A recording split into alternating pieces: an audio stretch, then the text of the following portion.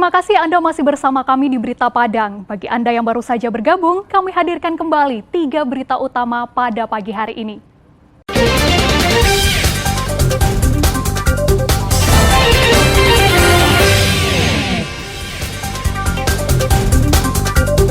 Sebuah rumah di Lubuk Begalung, pinggiran Kota Padang, rusak akibat tertimpa tanah longsor. Jam gadang ditutup pemerintah untuk perayaan malam tahun baru, serta warga yang ditandu untuk berobat ke puskesmas, kami sampaikan dalam Padang Sepekan.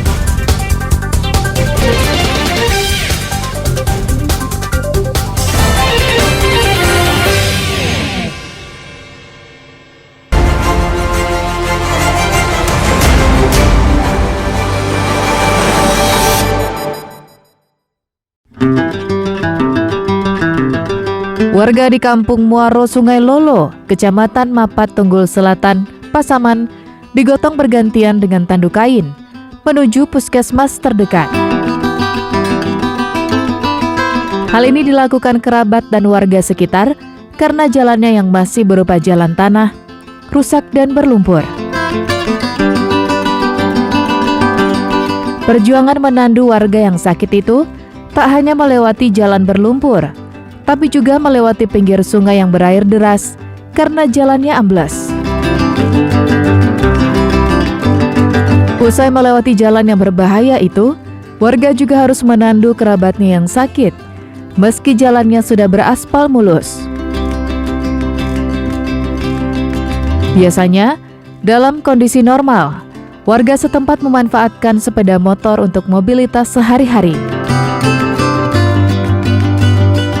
Namun banyaknya titik longsor mengakibatkan tidak bisa dilewati sepeda motor sama sekali.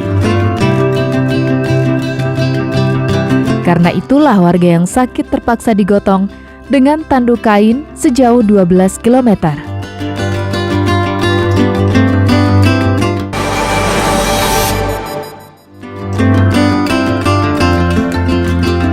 Meski menewaskan 24 pendaki akibat erupsi Gunung Merapi, Kapolda Sumatera Barat menghentikan pemeriksaan pimpinan Balai Konservasi Sumber Daya Alam Sumatera Barat dengan sejumlah alasan. Alasan pertama adalah Gunung Merapi sudah dinyatakan berstatus siaga 2. Erupsi Gunung Merapi sudah sering terjadi dan tidak adanya tanda-tanda gunung meletus. Padahal, Pusat Vulkanologi Mitigasi Bencana Geologi telah menetapkan Gunung Merapi berstatus waspada atau level 2 sejak Agustus 2011 lalu.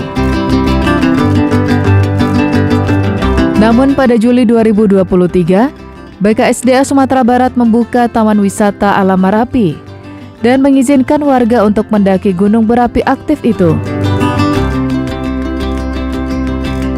Polda Sumatera Barat tak meneliti pelanggaran aturan ini, namun menitik beratkan penyelidikannya pada bencana, bukan pada sebab terjadinya bencana yang menewaskan 24 pendaki itu.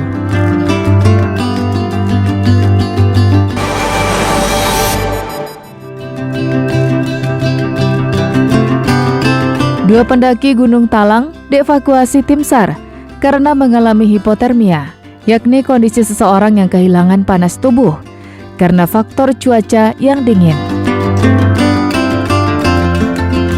Kedua pendaki itu dibawa tim SAR ke Posko 1 di jalur Bukit Bule dan diberikan pertolongan pertama.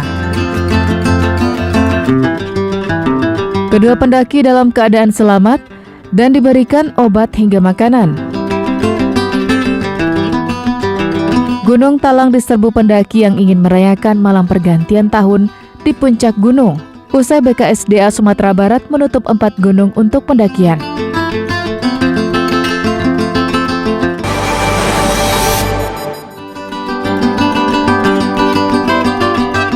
Dengan sosialisasi seadanya, pemerintah Kota Bukit Tinggi melarang kegiatan perayaan malam tahun baru di jam gadang. Larangan itu diikuti dengan tindakan mematikan lampu di Taman Jam Gadang dan mematikan lonceng jam gadang. Alhasil, Warga yang telah terlanjur datang ke Bukit Tinggi hanya bisa menelan kekecewaan. Perayaan malam tahun baru di Jam Gadang, Bukit Tinggi memang ditunggu banyak orang karena warga bisa menyaksikan jarum jam bergeser dari pukul 12 malam menuju pukul 00:01. Meski dalam suasana gelap dan usai diguyur hujan deras, larangan pemerintah itu tak dihiraukan warga. Pengunjung Jam Gadang tetap membludak.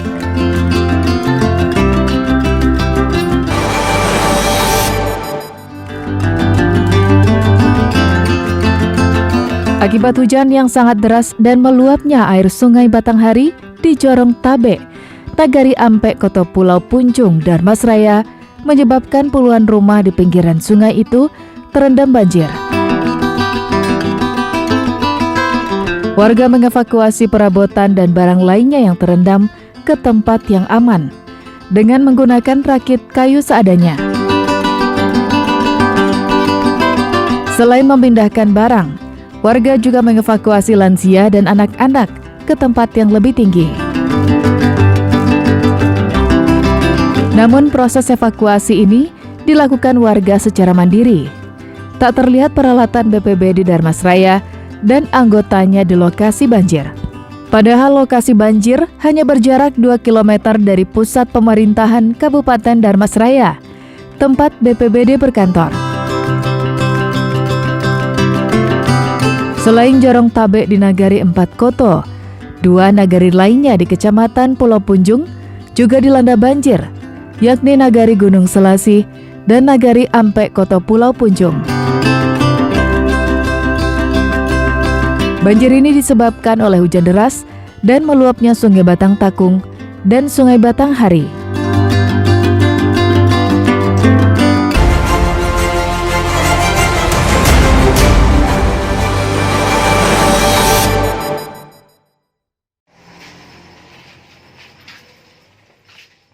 Seorang duda di Kota Pariaman ditangkap polisi dari Polres Pariaman Selasa malam di Kecamatan Pariaman Tengah karena telah melakukan pelecehan seksual terhadap seorang bocah laki-laki yang berusia 13 tahun. Pelaku berinisial A ini adalah duda berusia 55 tahun. Dia kemudian dibawa ke Mapolres untuk dimintai keterangan. Pada Rabu siang, pelaku yang telah ditetapkan sebagai tersangka diperiksa secara intensif di Unit Perlindungan Perempuan dan Anak Polres Pariaman. Polisi harus kerja ekstra untuk mengungkap kejahatan lelaki parubaya ini karena tidak kooperatif dan memberikan keterangan yang berbelit-belit. Polisi juga masih mengembangkan kasus ini karena tidak tertutup kemungkinan jika korbannya tidak hanya seorang bocah pelajar kelas 6 sekolah dasar saja, tapi masih ada beberapa korban lainnya. Terungkapnya kasus ini setelah korban mengalami kesakitan. Orang tuanya curiga dan menanyakan kepada anaknya penyebab sakit yang dideritanya itu. Dari keterangan anaknya terungkap jika perlakuan bejat ini dilakukan tersangka usai membawa korbannya mandi-mandi di sungai. Modusnya mengajak anak-anak di bermain dan juga mandi-mandi di sungai. Kemudian di sungai itu dilakukan sodomi terhadap anak ini. Diketahuinya perbuatan ini oleh orang tua anak, di mana anak ini merasa sakit di bagian anusnya dan juga tidak bisa buang air besar. Sehingga orang tua ini menanyai anak ini dan mengaku anak ini sudah dilakukan sodomi oleh pelaku ini. Tersangka dijerat Undang-Undang Nomor 35 Tahun 2014 tentang Perlindungan Anak dengan ancaman hukuman maksimal 15 tahun penjara. Eki Rafki melaporkan dari Pariaman.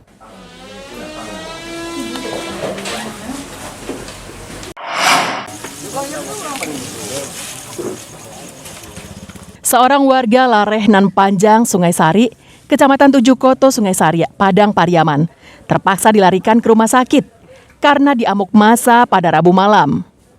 Warga bernama Romi, 37 tahun, dituding sebagai orang yang selama ini meracuni sapi-sapi milik warga. Menurut catatan warga, sudah 10 ekor sapi yang diracun oleh pelaku. Biasanya setelah sapi mati, nanti akan muncul teman pelaku yang membeli sapi-sapi yang mati keracunan itu dengan harga murah. Kasus ini telah sering dilaporkan ke Polsek 7 Koto Sungai Sari. Namun karena tidak ada barang bukti, polisi kesulitan mengungkap pelakunya. Warga akhirnya geram dan menganiaya Romi hingga luka di bagian kepala. Pada saat terduga ini diamankan oleh massa terkait dengan perkara meracun hewan ternak. Dan pada saat kita amankan, kita bawa ke rumah sakit, ke puskesmas, dan kita interogasi. Nyatanya